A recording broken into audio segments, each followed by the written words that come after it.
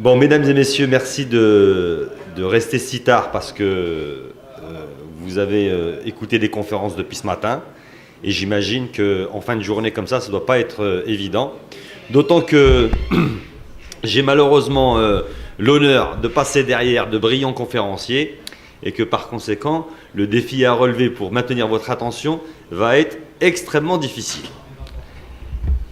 L'objet de mon intervention aujourd'hui, je l'ai titré, alors attendez, moi, la technologie, voilà, le collaboratif, nouveau levier de l'innovation, point d'interrogation. Le mot collaboratif aujourd'hui est un mot de plus en plus utilisé et pourtant c'est un mot qui est ancien, il ne date pas d'aujourd'hui.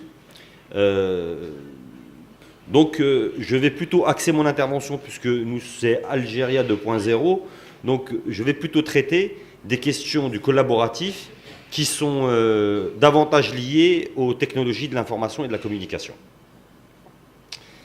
Alors, si vous allez sur Internet ou si vous lisez un certain nombre d'ouvrages, vous verrez que le mot collaboration est souvent présenté comme un synonyme de coopération. Il y a d'autres mots aussi qui vous sont livrés, comme le participatif, la co-construction. Alors, on y accole après des usages métiers, comme par exemple le co-design, la co-génération dans les énergies renouvelables, etc. etc. Donc, nous avons cette difficulté déjà de définition. Alors, ce que je vous propose, c'est une tentative de définition que j'emprunterai à M. Jean-Michel Cornu. Alors Jean-Michel Cornu est quelqu'un qui travaille sur ces questions-là, du collaboratif, depuis très longtemps. Il est président du conseil scientifique de la FING, c'est la Fondation Internet Nouvelle Génération. Ils ont un site Internet d'ailleurs que vous pouvez consulter, et qui ont développé en France toutes les techniques, disons, en utilisant toutes les technologies de l'information pour faire avancer le participatif, le collaboratif, le coopératif, etc. Donc alors, justement, collaboration, coopération. Alors, hop. Eh bien, la coopération, une définition, disons, simple, c'est travailler ensemble dans la même direction. C'est-à-dire plusieurs personnes se mettent ensemble, coopèrent, c'est-à-dire qu'on a plusieurs opérateurs. Bon, coopération, je ne vais pas vous faire du latin, parce que sinon je vais vous casser la tête. Mais disons que c'est intéressant de voir que coopération, c'est cum, c'est ensemble ou avec, et operare, c'est donc travailler, agir, faire quelque chose. Donc, c'est des gens qui font des choses ensemble.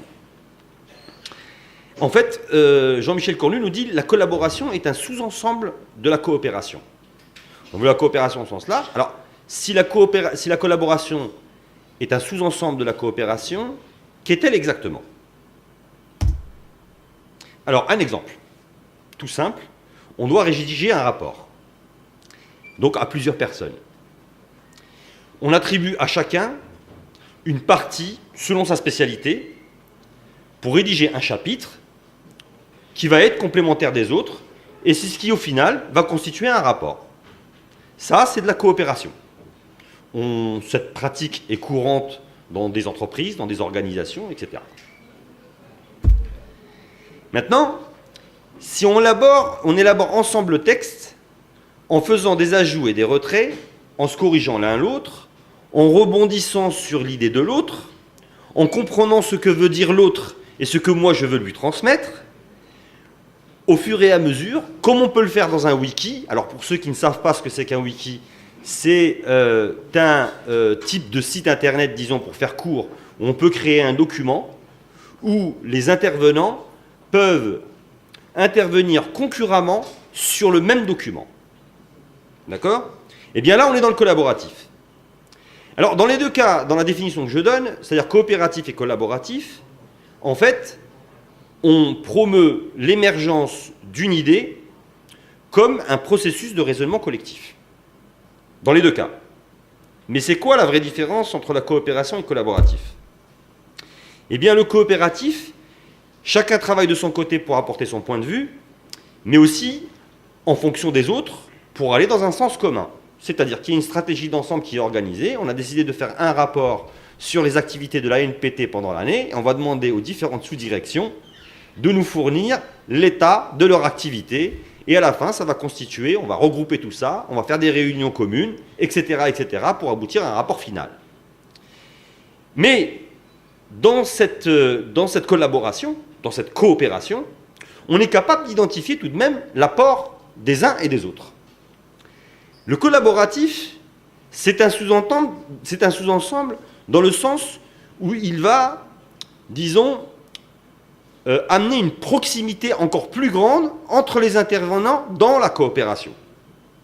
Et ça va être la co-construction permanente du processus d'émergence des idées.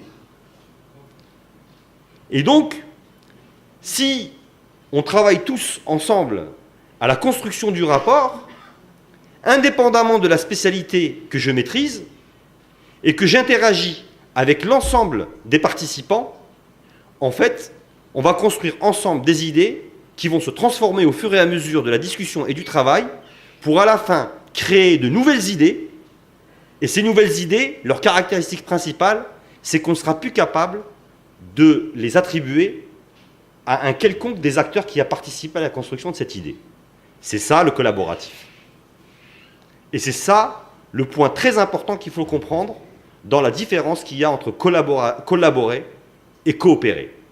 Et je dis bien, selon Jean-Michel Cornu, je ne m'attribuerai pas, bien sûr, du moins, cette recherche et cette définition-là. Donc, voilà en ce qui concerne les questions de définition.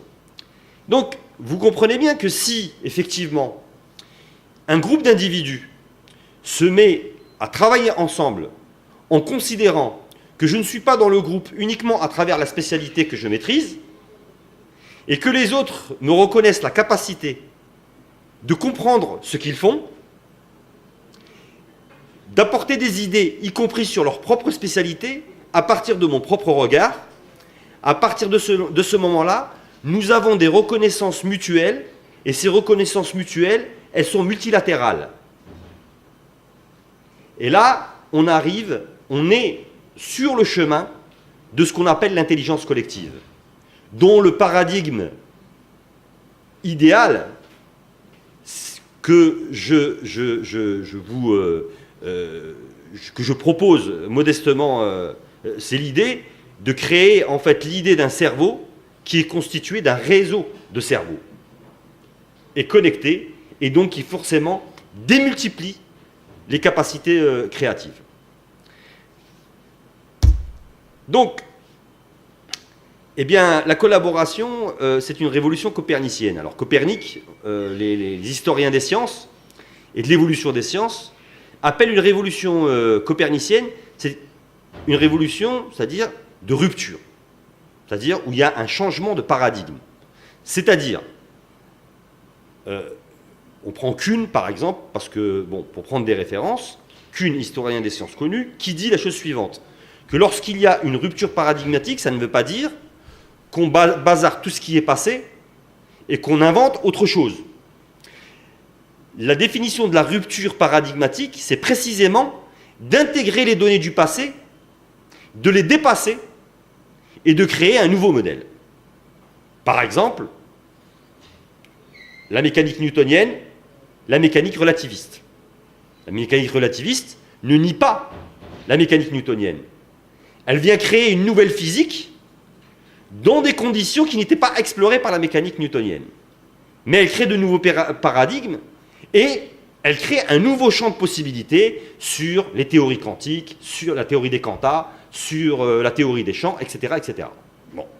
Et plus tard d'ailleurs, jointe aux évolutions des mathématiques, etc., la théorie du chaos, c'est-à-dire, et même aujourd'hui, la théorie du risque avec les syndiniques, si je prends un petit parcours comme ça. Bon, je ne vais pas m'étaler parce que je ne vais pas vous prendre trop de temps avant que la salle se vide complètement. Donc, ce qui est intéressant, c'est que on va vous décrire pourquoi c'est une révolution copernicienne actuellement, la collaboration grâce aux nouvelles technologies, et je vais plutôt parler de révolution de l'information que de nouvelles technologies. Et j'y viendrai dans la conclusion. C'est une révolution copernicienne dans le sens que c'est une rupture. Pourquoi?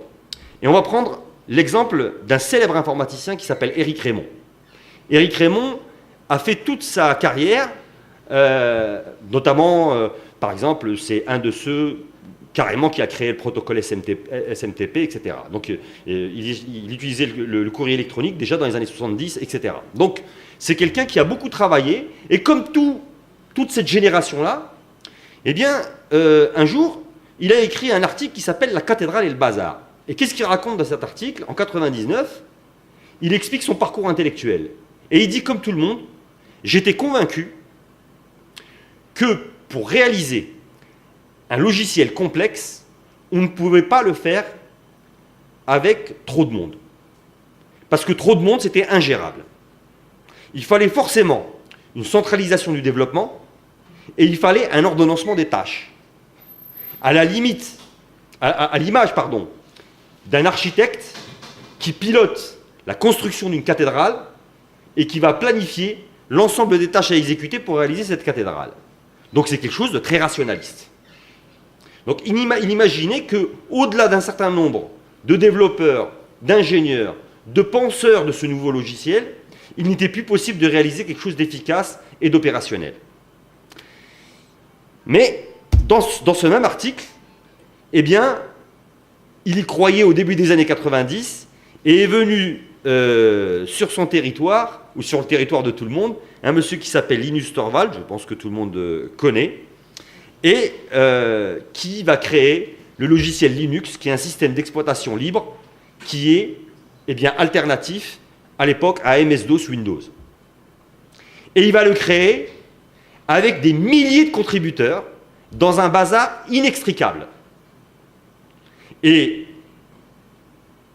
donc, force était de reconnaître à ce moment-là qu'il y avait quelque chose de nouveau qui se produisait, puisqu'on était convaincu qu'on n'était pas capable de développer un système complexe au-delà d'un certain nombre de personnes.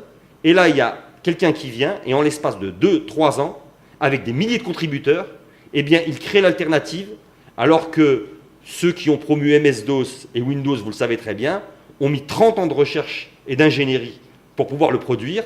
Et là, en 2-3 ans, on avait un système d'exploitation qui était alternatif.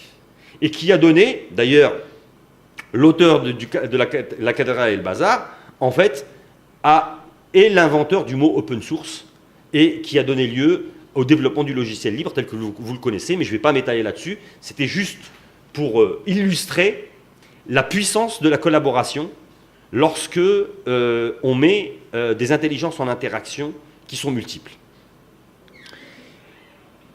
Donc, voilà. Premier exemple, le deuxième exemple, eh bien Wikipédia, une encyclopédie universelle sur le mode collaboratif. Donc ça, c'est la page d'accueil de Wikipédia. Alors Wikipédia, cette fois-ci, on ne va pas le traiter sous la forme historique telle que je vous l'ai illustré pour Linux, mais par contre, on va aller un peu plus profondément pour le décrire un petit peu comment ça fonctionne. Pour voir un petit peu comment le collaboratif, concrètement, disons, démontre une capacité supérieure à la créativité et à l'innovation. Par les chiffres.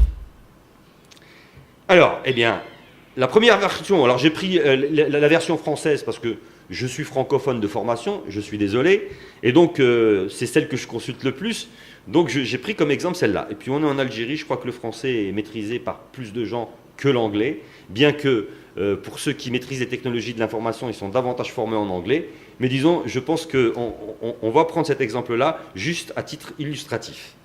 D'ailleurs, les statistiques que je donne peuvent être consultables sur le site de Wikipédia, y compris pour la langue anglaise, et vous pouvez aller les vérifier. Donc la première version connue de Wikipédia en français a vu le jour le samedi 19 mai 2001. Et ce n'est pas une forme égocentrique de ma part, parce que je suis né le 19 mai, que j'ai choisi cela. Hein. Donc je vous le dis. Donc, en décembre 2001, donc ça veut dire 6 mois après, on avait Wikipédia en français qui abritait 55 articles.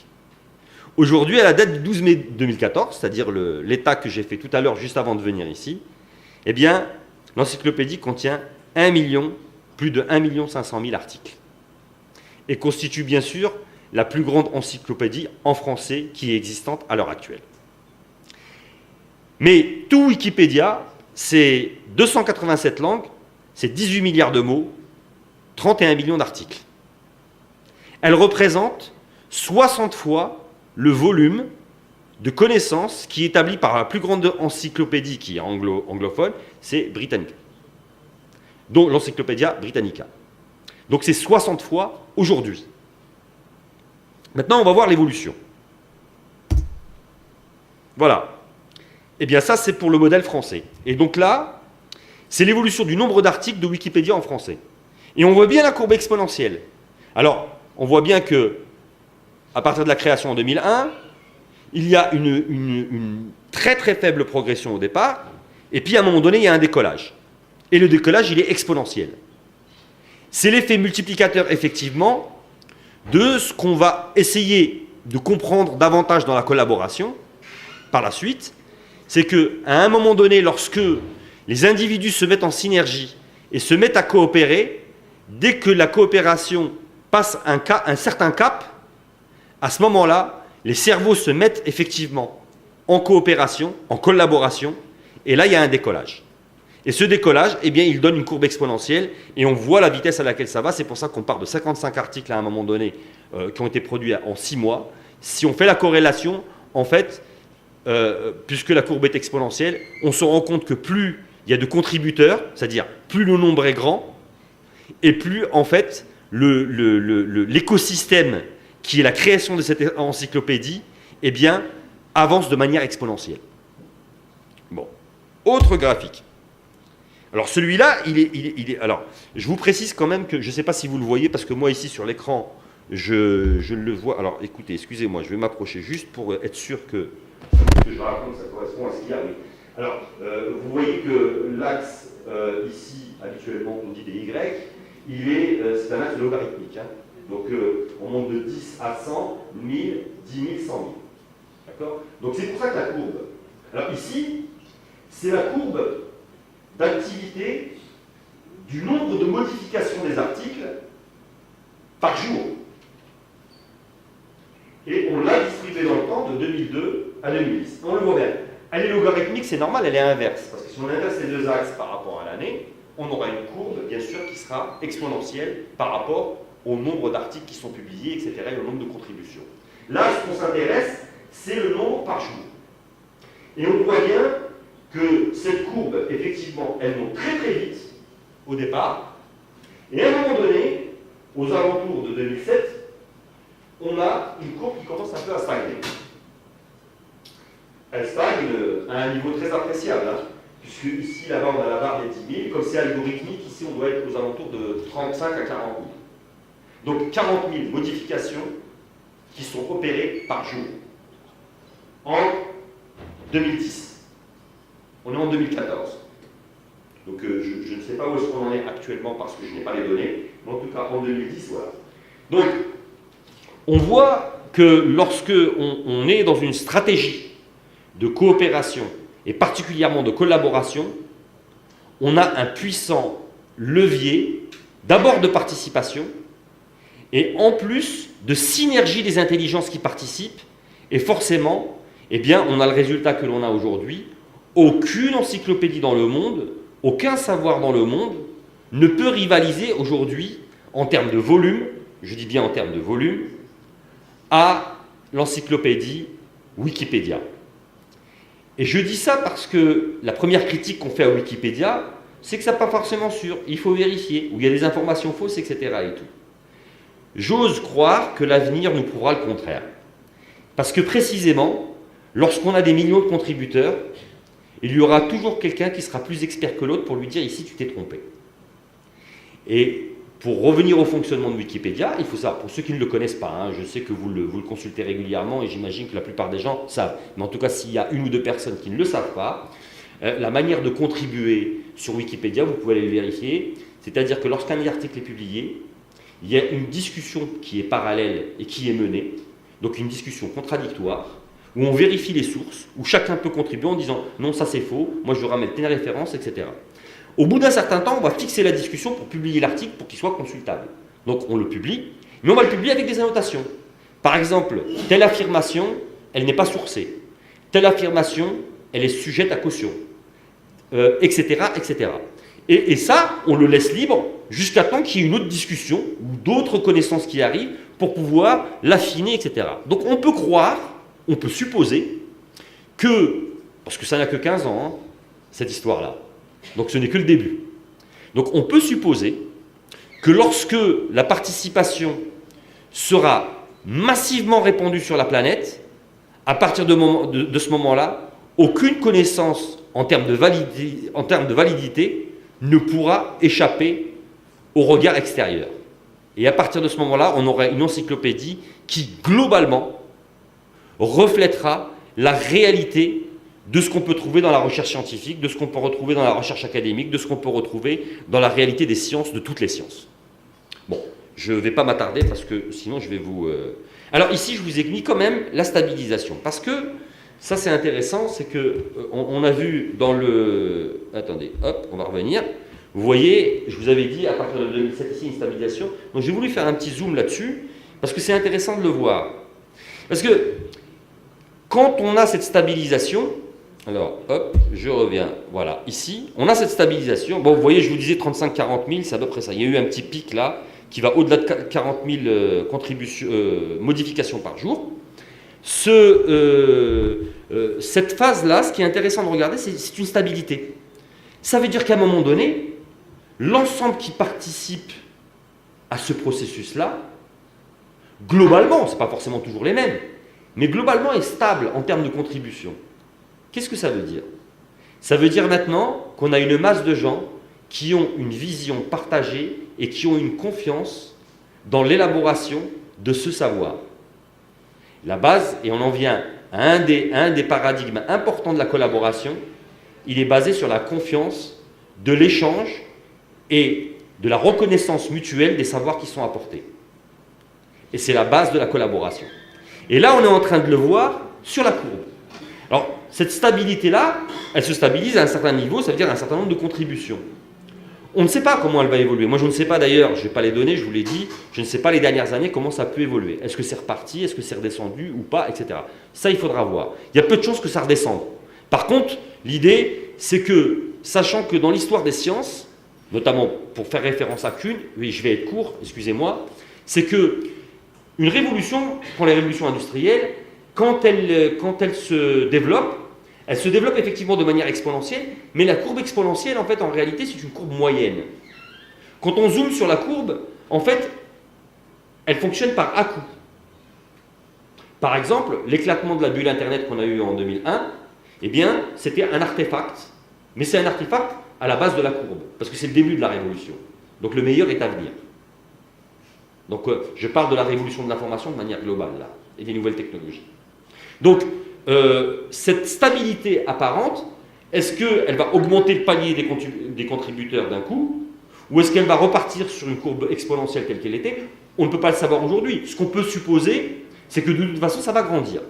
D'autant qu'aujourd'hui, nous avons à peu près 5 langues qui sont les premières, c'est-à-dire de mémoire, il me semble, la première c'est l'anglaise bien sûr, ensuite viennent le néerlandais, l'allemand, je crois l'allemand, le japonais et le français arrive en 5e position. Il doit y en avoir un qui se balade entre les 5, là, entre les 4, mais disons que la position française est la 5e position.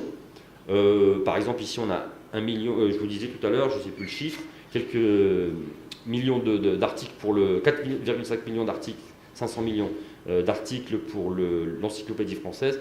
Il faut savoir que pour l'arabe, on en est actuellement à un peu plus de 600 000 articles. Donc un peu plus de 600 000 articles. On peut peut-être expliquer ça aussi par les disparités en termes d'accessibilité aux technologies de l'information et par conséquent, pas forcément en termes de participation, je ne veux pas zoomer, mais si ça vous intéresse, parce que je ne vais pas être long là-dessus, je pourrais vous montrer le graphique, mais vous verrez que par exemple, en termes de consultation, il y a le rapport entre le nombre d'articles qui sont publiés en arabe et le nombre de consultations, eh bien le rapport est très très grand, ce qui fait qu'il y a une demande. Il y a une demande. Ceux qui ont accès à Internet en tout cas, et qui utilisent la langue arabe comme langue courante, eh bien, en fait, sont très demandeurs d'informations. Donc, il faut souhaiter, pour être sur le cas particulier de l'Algérie, que le développement des infrastructures de l'Internet et, disons, la pénétration, qui aura lieu certainement plus par la mobilité que par le fixe, Mais ça, bon, il faudra voir le modèle algérien, comment il va se développer. Mais en tout cas, une plus forte pénétration, c'est-à-dire d'acquisition de l'outil de connexion par la population, va amener certainement des contributions beaucoup plus importantes. Et on assistera probablement à la même courbe de formation de connaissances mise à disposition de tous, telle qu'on le voit ailleurs. Il n'y a pas de raison que ça se passe autrement. Donc, il faut l'espérer. Je continue. Alors voilà. On en vient à quelque chose. Alors bon, mes deux prédécesseurs ont fait un peu d'histoire, alors je vais en faire un peu. En réalité, ce qu'il faut comprendre, et je vais essayer de vous expliquer simplement, alors ce petit schéma est modestement de ma composition personnelle, mais suite à de longues discussions et d'enquêtes que j'ai menées en tant que journaliste en France, avec un certain nombre de gens qui s'intéressent au développement de la collaboration, de l'intelligence collective, etc., dont Jean-Michel Cornu, dont je vous ai parlé tout à l'heure. Pourquoi c'est un changement de paradigme? Parce que ce changement de paradigme, il n'est pas lié simplement parce que Linux a été créé avec plusieurs gens, parce que Wikipédia, etc. Ça va beaucoup plus loin que ça. Ça va beaucoup plus loin que ça et on va y arriver. C'est que, en fait, quand Éric Rémond parle de la cathédrale, du modèle de la cathédrale pour construire un système complexe, un système logiciel complexe, en fait, il n'est le fruit que de sa civilisation. Sa civilisation, quelle est-elle? C'est la civilisation depuis 3 siècles du rationalisme occidental qui a ordonné le monde sur le plan sociétal, sur le plan des organisations des entreprises. À partir de la révolution industrielle du XVIIe siècle, on est passé de l'artisanat, c'est-à-dire à construire des objets par unité, donc qui sont spécifiques, à une standardisation de la production.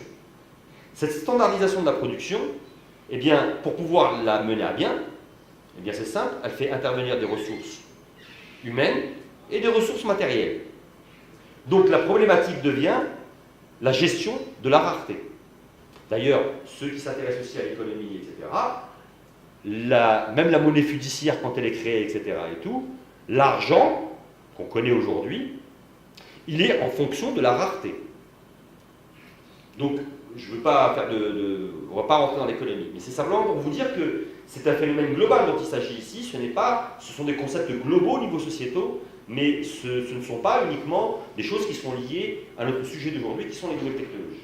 Donc, c'est la gestion de la rareté.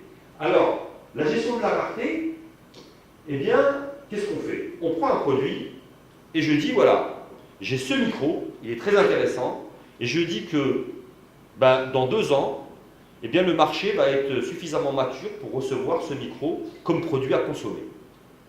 Donc je le décide, et qu'est-ce que je fais? Je vais gérer la rareté des ressources humaines et matérielles pour fabriquer, dans un temps donné, ce produit, et au moment où il va arriver sur le marché, eh bien, ce produit sera vendu à grande échelle. Donc, le rationalisme a produit un outil très très puissant qui s'appelle la planification. Et donc, quand je décide que ce micro va être vendu dans 2 ans, c'est que je fais de la prévision.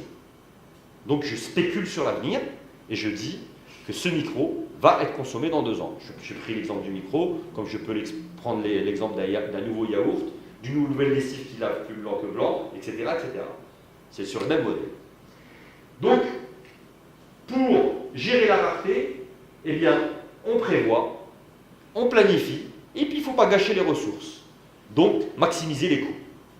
Qui a donné lieu, d'ailleurs, à quoi? Qui a donné lieu au capitalisme financier et aux sociétés capitalistes dans lesquelles nous vivons aujourd'hui et le modèle qui est partagé aujourd'hui sur le plan économique, sur le plan sociétal. On va même aller plus loin. C'est que ce modèle-là, du fait même que la solution, elle est décidée à l'avance, puisque je décide que ce micro va être dans l'avenir vendu, ou ce yaourt va être consommé dans l'avenir, donc je décide de la solution a priori. Cette solution-là, eh bien, on la retrouve concrètement, je ne vais pas faire un long discours là-dessus, on la retrouve aussi dans notre organisation sociale, que ce soit l'organisation des sociétés humaines, dans des entreprises, ou dans des associations, ou dans des partis politiques, ou au niveau des États. Ça a induit, en fait, une pyramide, avec un capitaine à la barre, qui décide de la stratégie et de l'objectif à viser, et qui va organiser, planifier toute une organisation et toute une série de niveaux hiérarchiques qui vont transmettre les ordres d'exécution à l'ensemble des personnels et des matières que l'on fait concourir pour atteindre notre objectif. Donc, nous avons une organisation pyramidale dans laquelle toutes les entreprises, quasiment, sont construites. Bon. C'est très important ça, je l'explique maintenant pour ne pas m'étaler dessus après. Bon. Seulement, voilà, c'est qu'au bout de 3 siècles, en France, par exemple, j'ai travaillé pour un groupe de presse. C'est un groupe de presse il y a notamment BFM TV, RMC Radio, etc. Moi, je travaillais pour la presse écrite spécialisée dans les nouvelles technologies. On a subi 4 plans sociaux en 10 ans. 4 restructurations industrielles. Qu'est-ce qu'ils ont fait? Alors, on avait notre organisation. Alors, l'organisation, au départ, a été un peu diffuse, à chaque palier, etc. Donc après, on a essayé de rationaliser tout ça. Je vais vite, hein. Excusez-moi pour les économistes d'aller trop vite, parce qu'ils vont se dire, bon, ils passent un peu des étapes. Mais disons, pour dire tout simplement, c'est qu'on a créé des silos, ce qu'on appelle certaines entreprises des divisions. Alors, la R&D, la logistique, la réalisation, etc., etc. Donc, c'est des silos verticaux. On donne des ordres, il y a le comité de direction qui se réunit, et on y va, on fabrique. Et ce qui se passe, c'est quoi? C'est que plus on est avancé dans le temps, plus le temps de prévision par rapport au marché commence à se rétrécir. Donc plus le temps de recherche et développement commence à se rétrécir. Encore dans les années 90, je prends par exemple l'exemple des programmes industriels, que ce soit dans le civil ou dans le militaire, on était encore capable de planifier à 5 ans une nouvelle arme par exemple pour les militaires, ou une nouvelle voiture, par exemple pour un constructeur automobile. Aujourd'hui, vous remarquerez que moi, ça fait 8 mois que je suis ici en Algérie, j'ai remarqué plein de voitures, je pensais que c'était des voitures européennes, mais en fait c'est des chinoises. Donc le copiage du design, en fait, est terrible. C'est-à-dire que, à peine une voiture est-elle sortie, j'ai vu une Mini Austin, on m'a dit c'est pas une Mini Austin, c'est une voiture chinoise. Donc je dis mais comment ça se fait? Elle vient juste de sortir. Elle me dit bah ouais mais ils l'ont déjà fabriquée, et puis c'est une autre marque, etc. Donc, si vous voulez, la valeur marchande de la capacité stratégique à prévoir l'avenir d'un produit qui va marcher et qui va maximiser mes coûts devient de plus en plus difficile. Donc qu'est-ce qu'on a fait? La première chose qu'on a fait, c'est qu'on dit on va se concentrer sur notre cœur de métier. Bon, la comptabilité interne, c'est pas la peine, donc je délègue ça, j'externalise. Donc on externalise tout ce qui ne concerne pas le métier principal. On a fait tout ça. Et une fois qu'on a fait tout ça, on n'y arrive tout de même pas. On racle tous les fonds de tiroir, etc. On essaie de faire les économies partout, etc. Et puis on arrive à un point où, malheureusement, ou heureusement, eh bien, cette phase-là correspond exactement au déclenchement de la révolution de l'information que l'on vit avec l'Internet. Et qui, cette fois-ci, non seulement va connecter l'ensemble de la population, parce qu'auparavant, si vous voulez attaquer un marché, par exemple, pour vendre un produit, il faut envoyer des commerciaux, il faut envoyer des gens pour se renseigner, apprendre le marché en question, comprendre les besoins. Et donc tout ça, ça prend énormément de temps, ça a des coûts, etc. Aujourd'hui, l'information vient à nous avec l'Internet. Bon, on a l'image du village planétaire, où effectivement, l'information, nous n'avons plus besoin d'aller la chercher, c'est elle qui vient vers nous d'un seul clic de souris. Donc, nous avons l'information aujourd'hui qui se transporte à la vitesse de la lumière et qui réduit la planète à un simple village. Donc du coup, cette révolution de l'information, en elle-même, elle crée une nouvelle complexité parce que l'information est disponible pour tout le monde. Et comme l'information est de plus en plus disponible pour tout le monde, eh bien celui qui était une élite, qui disposait lui de l'information, ou parce qu'il a été dans des écoles, ou parce qu'il a un réseau, ou parce qu'il a les moyens financiers de payer des gens pour lui ramener de l'information, eh bien il se retrouve quasiment au même niveau que n'importe quel kidam qui peut réunir l'information qu'il a envie, pour peu qu'il s'en donne les moyens. Du coup, prévoir devient de plus en plus difficile. Et on rentre dans un monde de plus en plus imprévisible. On le voit bien dans les technologies de l'information. À peine une technologie est sortie, que très peu de temps après, une nouvelle technologie vient la supplanter. Donc il est très difficile de faire des investissements de R&D, comme on le faisait avant, sur un temps qui est trop long, parce que sinon on risque d'avoir un produit qui ne va pas du tout marcher. Et donc on risque de couler sa boîte. Donc voilà le problème auquel sont confrontées les entreprises et les organisations aujourd'hui. Et voilà le basculement qui est en train de s'opérer avec la révolution de l'information. Donc, face à l'imprévisibilité, ce que propose justement la collaboration, eh bien, c'est la coopération comme modèle. Et cette coopération comme modèle, eh ben, c'est pour créer l'abondance. De la même manière que sur Wikipédia ou sur le développement de Linux, on a de multiples contributeurs qui vont chacun essayer d'apporter une solution au problème qui est posé, au problème de développement qui est posé. Et en fait, la communauté, a posteriori, elle va choisir la meilleure solution qui a été créée.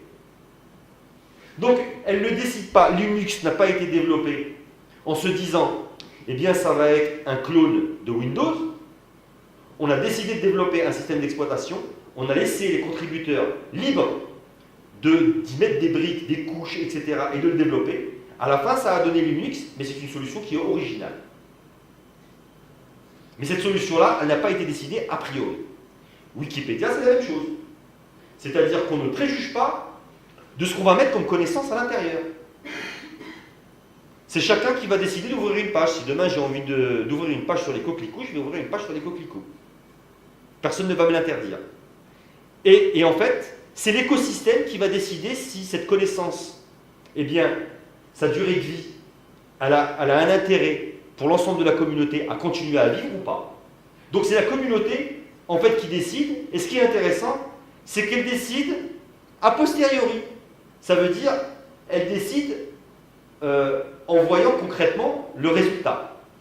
On ne lui demande pas d'adhérer à un produit ou une idée avant même que cette idée-là soit réalisée. Et qu'on l'oblige après à consommer. Donc je ne vais pas plus loin parce que j'imagine, on pourra peut-être dans le débat, mais vous imaginez bien qu'il y a un certain nombre de débats, d'ailleurs qui ont été évoqués tout à l'heure, par le frère tout à l'heure qui a fait son intervention, qui nous a fait tout un rappel historique sur les sciences, etc., qui parlait des dégâts qui sont faits sur la planète, etc. Tout le monde connaît Monsanto, etc. Les relations, les différents reportages d'investigation qui ont été faits là-dessus, où on a des complicités même. Il disait tout à l'heure, on mange de la chimie aujourd'hui. Donc on a même des complicités entre les multinationales de l'agro-industrie et y compris les multinationales du médicament. Où effectivement il y a des collusions qui sont créées et en fait voilà, donc ça aboutit à cela. Donc aujourd'hui, la coopération qui crée l'abondance de solutions et nous permet de choisir a posteriori la meilleure solution, en fait, est une solution qui est liée, en fait c'est un mouvement qui est lié, qui est intimement lié à la révolution de l'information. Alors, j'avais posé la question effectivement à Jean-Michel Cornu, et je lui ai dit, mais s'il y a à la fois de la rareté et de l'imprévisibilité, la rareté des ressources et de l'imprévisibilité, je lui dis comment ça se passe, et lui me répondait, la régulation automatique de l'offre et de la demande.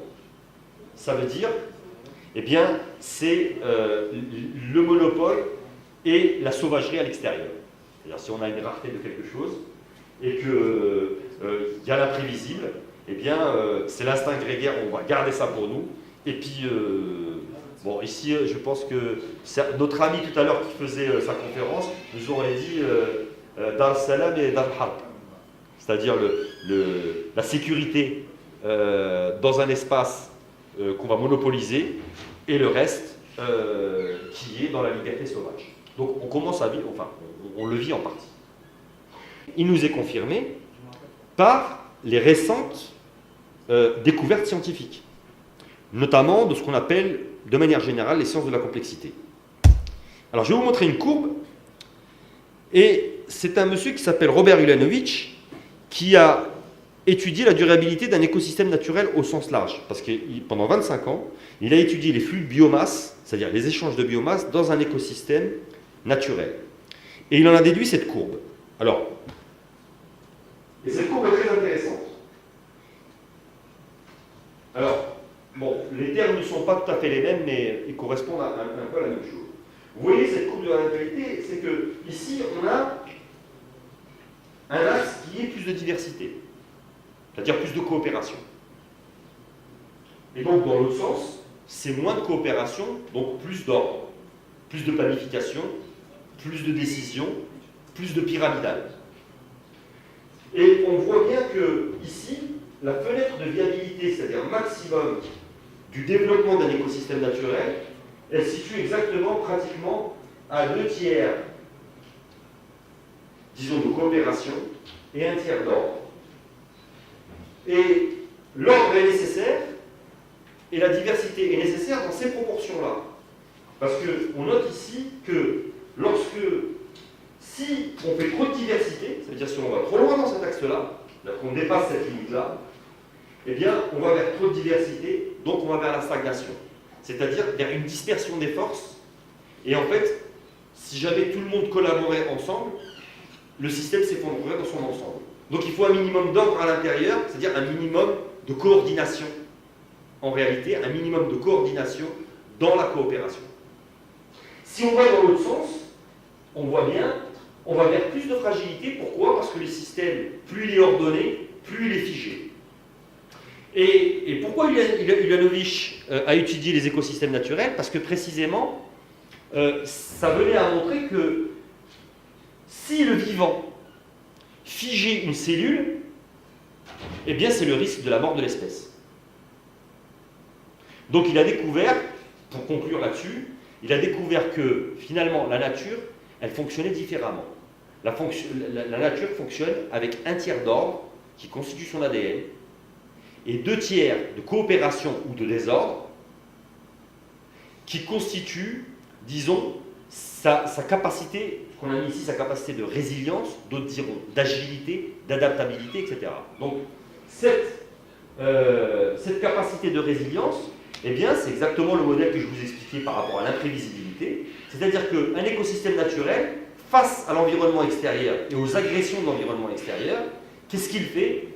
Eh bien, il maintient son ordre à hauteur de 1/3 et il laisse les 2/3 de son écosystème coopérer ensemble pour trouver les solutions face aux agressions extérieures et a posteriori, il choisira la meilleure solution et l'intégrera dans son ordre. Et c'est ainsi que la nature, elle évolue et elle fait face à son environnement. Et donc aujourd'hui, toutes les, toutes les démarches qui essayent d'aller vers ce qu'on appelle l'intelligence collective, la collaboration, etc., en fait, essayent d'imiter le règne du vivant.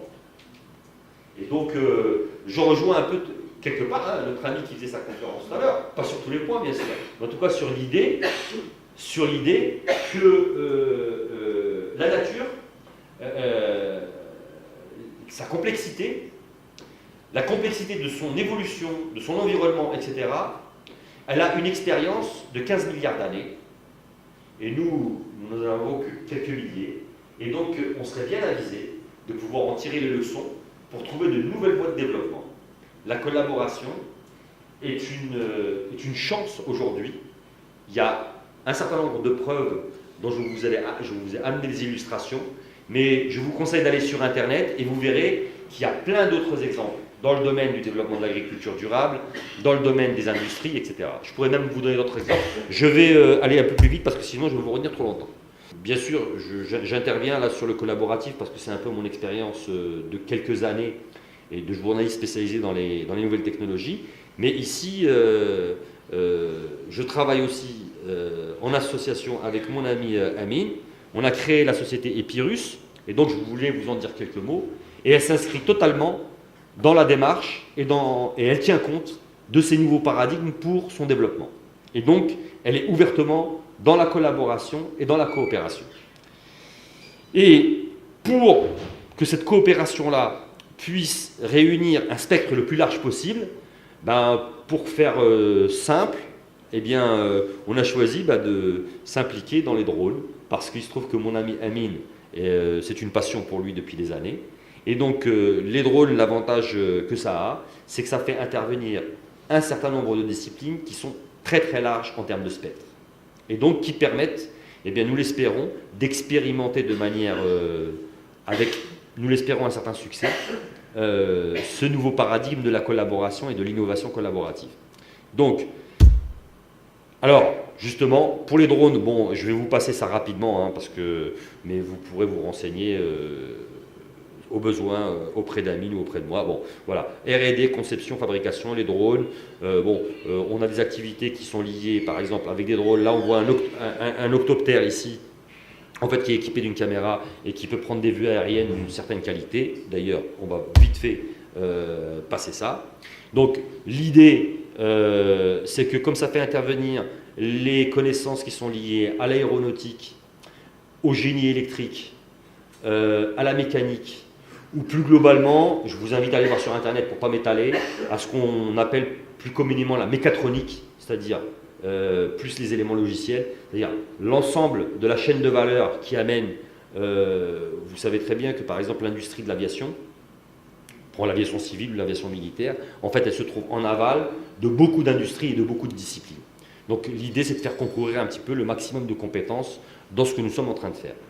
Et pour cela, eh bien, je vais vous montrer ce que ça donne vite fait, puisque vous êtes ici, pour ceux qui ne sont pas venus. Alors, hop, voilà. Allez, un petit extrait pour voir un petit peu l'endroit où vous êtes, avec un petit drone, enfin le drone que vous avez vu tout à l'heure, qui a fait... voilà, ça marche. Et voilà. Donc, c'est un petit montage qu'on a fait au-dessus du cyberpark de Sidi Abdallah. Donc, voilà. Bon, ce sont des vues aériennes et voilà ce qu'on peut faire avec un drone. Encore que là, la caméra, c'est une caméra de très très bonne qualité, mais c'est l'entrée de gamme des caméras qu'on peut utiliser sur ce type de porteur. Sachant, juste très rapidement, que ça n'a pas comme application uniquement de faire des films de type documentaire qui peuvent servir pour les événements sportifs, qui peuvent servir pour le cinéma, etc. Mais ça peut servir dans le civil dans de multiples applications, à savoir qu'elle peut embarquer, en fait c'est un porteur qui porte un capteur d'information. Ce capteur d'information peut être par exemple une caméra spectrale qui va par exemple pouvoir analyser en profondeur des terrains, cartographier des terrains. On a d'ailleurs des demandes par rapport à des demandes par exemple de sites archéologiques, où on peut ensuite mettre une couche logicielle qui reconstitue en 3D le bâtiment antique tel qu'il était par le passé, et en faisant ça avec des gains de productivité qui sont très importants. Bon, je vous passe les détails, si vous voulez des informations, vous pouvez nous demander, nous ferons un plaisir de vous renseigner. Alors attends, comment on fait passer pour la suite, là, comme ça? Allez, d'accord. Comment je fais pour passer ça, là? Ah oui, je ferme ça, d'accord, ok, toc. Hop là, voilà. Donc voilà.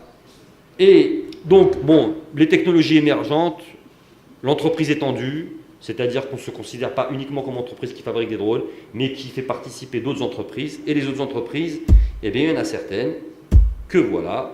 Donc là, là c'était un flyer qu'on a fait parce qu'on était à Oran la dernière fois. Donc il y a Ubix System, toutes ces entreprises-là, Ubix System, MPS, LVSC, des gens que vous avez entendus, Géomatic Solutions, y compris notre ami, nos deux Lamine, puisqu'on fait partie d'un groupe d'entreprises qui essayent de coopérer ensemble.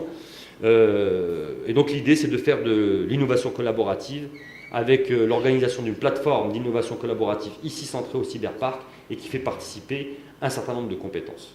Voilà.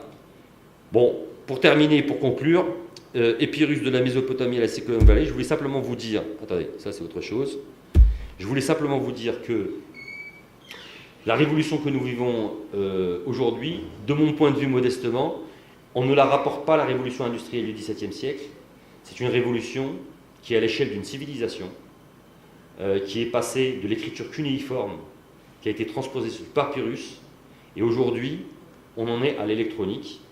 Et c'est pour ça que nous avons choisi un petit peu c'est un peu ce néologisme, Épirus, électronique plus papyrus égale Épirus, c'est le nom de la société. pour dire qu'aujourd'hui, si on tient compte des informations que nous donne par exemple un démographe et sociologue connu comme Emmanuel Todd, il nous dit qu'en 2030, l'ensemble de la planète sera alphabétisé. Ça veut dire que l'ensemble des êtres humains, et grâce à la révolution de l'information, pourront être connectés en one-to-one ou de manière multilatérale et en communiquant avec des signes. Vous savez, ça fait 45 ans que je vis en France et ça fait 8 mois que je suis venu pour travailler ici en Algérie et aller en vacances seulement 2 mois par an en France pour voir ma famille et mes amis. Et vous savez pourquoi? J'étais rédacteur en chef de mon titre, où je travaillais. J'habite à Paris, j'étais très bien installé, etc. Et je suis venu ici parce qu'il y a 4 ans, on a décidé de partir de ce groupe avec un certain nombre de journalistes parce qu'on n'était pas d'accord sur l'avenir de la presse des nouvelles technologies qu'ils étaient en train de développer. Nous leur avons proposé de faire une réorientation stratégique sur le collaboratif. Ils ont refusé de nous suivre.